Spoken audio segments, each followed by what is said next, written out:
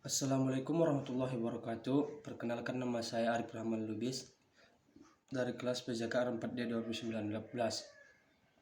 NIM 6193311071. Di sini saya akan mempresentasikan tugas UAS saya,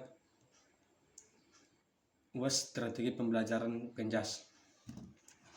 Materi nomor 1, strategi mengajar pendidikan jasmani. Saat ini trendinya adalah berpusat pada siswa. Jelaskan yang dimaksud mengajar dengan berpusat pada siswa. Student e-learning merupakan pembelajaran kurikulum 2013 yang menetapkan siswa sebagai subjek untuk belajar. Artinya, siswa sendiri yang melakukan langkah-langkah secara efektif dalam langkah belajar yang telah dirancang secara cermat oleh guru. Saat ini, guru efektif memfasilitasi dan membimbing agar siswa mampu melakukan langkah-langkah belajarnya. Karena itu, guru perlu lebih cermat lagi merancang kegiatan-kegiatan siswa ini dalam bentuk RPP atau rencana pelaksanaan pembelajaran. Berbagai jenis konten atau materi pembelajaran perlu disusun sedemikian rupa sehingga memudahkan siswa mengkonstruksi pemahaman terhadap konten atau materi pembelajaran. Secara garis besar, merancang pembelajaran berpusat pada siswa terdiri atas langkah-langkah sebagai berikut. 1. Merancang aktivitas-aktivitas belajar berpusat pada siswa yang sesuai. 2. Melihat strategi pembelajaran kooperatif yang tepat. 3. Memilih strategi penilaian formatif yang sesuai. Soal nomor 2. Jelaskan yang dimaksud strategi mengajar berpusat pada guru, dan jelaskan pula pada situasi dan kondisi yang bagaimana strategi ini efektif dilakukan.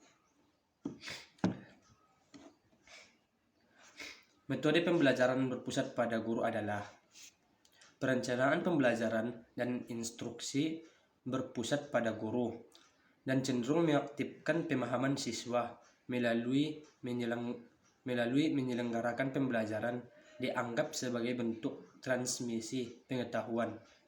Metode ini, seorang pengajar berperan dalam memberikan bahan ajaran untuk para peserta didiknya. Pada metode pembelajaran berpusat pada guru, tidak hanya menguasai kelas secara monoton, namun guru harus oleh cenderung mengaktifkan pemahaman siswa.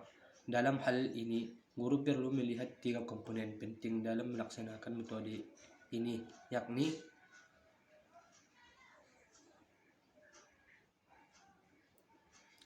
1. Menciptakan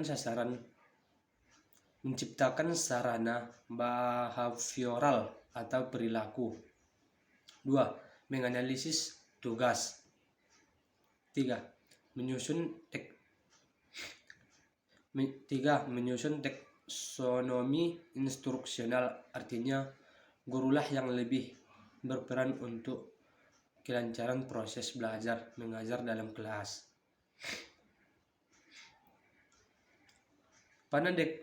Pada pendekatan ini, guru menempatkan diri sebagai orang yang serba tahu dan sebagai satu-satunya sumber belajar. Pendekatan pembelajaran yang berpusat pada guru memiliki ciri bahwa manajemen dan pengelolaan pembelajaran ditemukan sepenuhnya oleh guru. Peran siswa pada pendekatan ini hanyalah melakukan aktivitas sesuai dengan petunjuk guru. Siswa hampir tidak memiliki kesempatan untuk melakukan aktivitas sesuai dengan minat dan kegiatannya.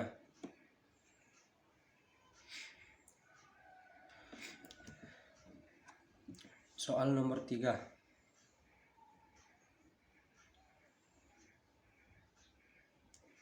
Gaya mengajar yang berpusat pada guru yaitu 1. Gaya komando atau koman. Tujuan dari gaya ini adalah untuk mempelajari cara mengajarkan tugas dengan benar dan dalam waktu yang singkat. Mengikuti semua keputusan yang dibuat oleh guru. Dalam model ini, semua aktivitas pembelajaran keterlaksanaannya hanya dan sangat tergantung pada guru. 2. Penemuan terpadu atau guided discovery. Tujuan dari gaya ini adalah untuk menemukan konsep dengan menjawab serangkaian pertanyaan yang diajukan oleh guru. Hakikatnya, dengan menanyakan serangkaian pertanyaan dengan spesifik secara sistematik akan menuntut siswa untuk menemukan target yang ditetapkan dan belum diketahui sebelumnya oleh siswa. Ketiga, penemuan terpadu guided discovery. Tujuan dari gaya ini adalah untuk menemukan konsep dengan menjawab serangkaian pertanyaan yang diajukan oleh guru. Hakikatnya, dengan menanyakan serangkaian pertanyaan dengan spesifik secara sistematik akan menuntut siswa untuk menemukan target yang ditetapkan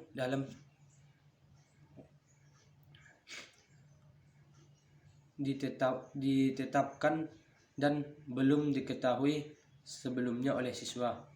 Gaya mengajar berpusat pada siswa yaitu adalah 1.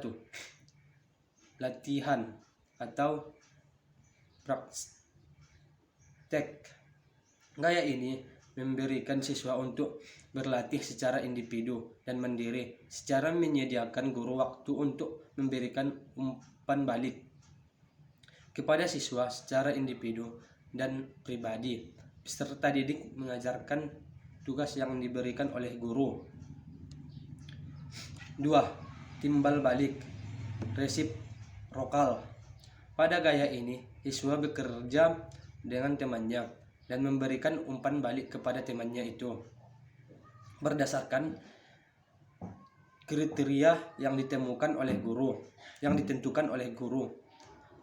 Hakikat siswa bekerja sama dengan teman, menerima umpan balik langsung, mengikuti kriteria yang dirancang oleh guru, dan mengembangkan umpan balik dan keterampilan bersosialisasi.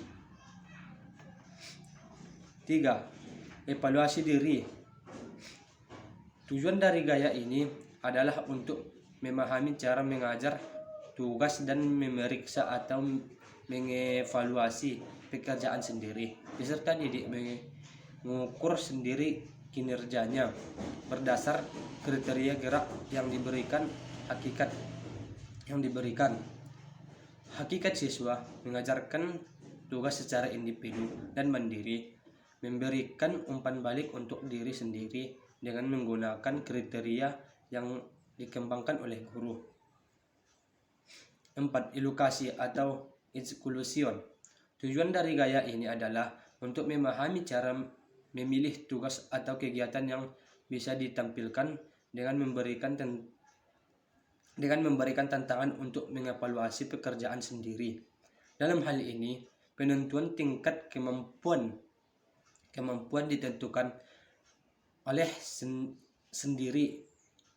ditentukan sendiri oleh peserta didik yang bersangkutan. Hakikat tugas yang sama dirancang menggunakan level kesulitan yang berbeda. Siswa menentukan level terendah tugas mereka dan berlanjut pada level berikutnya. 5. Penemuan mandiri atau produksi divergen.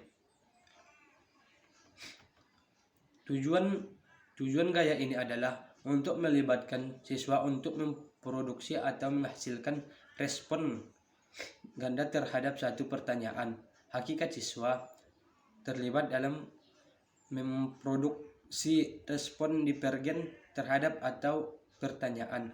Struktur intrinsik tugas atau pertanyaan memberikan peluang respon ganda.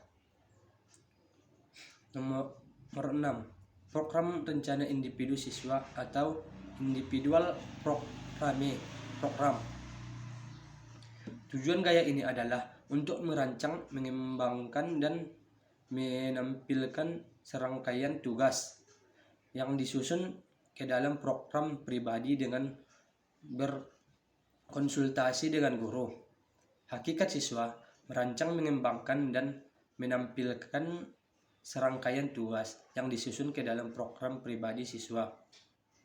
Memilih topik,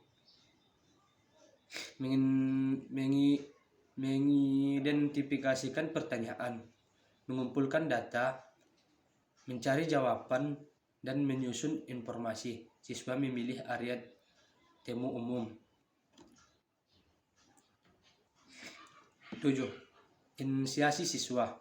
Tujuan gaya ini adalah agar siswa mampu menginisiasi